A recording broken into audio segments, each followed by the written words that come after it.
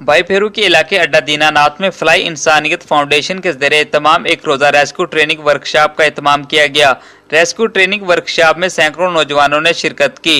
Rescue training workshop से खिताब करते हुए फ्लाई इंसानियत फाउंडेशन पाकिस्तान के चेयरमैन हाफिज अब्दुल रऊफ साहब का कहना था कि नौजवानों को रेस्क्यू ट्रेनिंग देने का मकसद वतन अजीज के नौजवान किसी भी हंगामी सूरत हाल में वतन अजीज के लोगों की मदद कर सकें।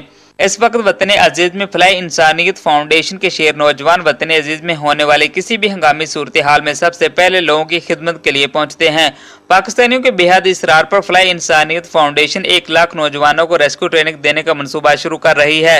रेस्क्यू ट्रेनिंग में पूरे मुल्क से नौजवानों को शामिल किया जाएगा।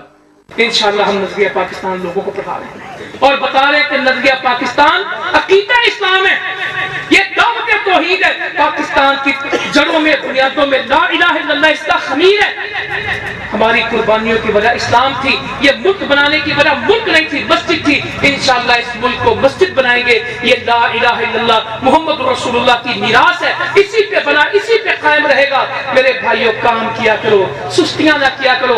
लोगों का हुकूमत से मुतालबा करते हुए कहना था कि फ्लाई इंसानियत फाउंडेशन अपनी मदद आपके तहत पाकिस्तानियों की खिदमत के लिए कोशा है। हुकूमत को भी चाहिए वो इस कारवां में अपना भरपूर साथ दे। कैमरामैन शौकत अली के साथ मियां आसिफ कसूरी, पाक न्यूज़, कसौर।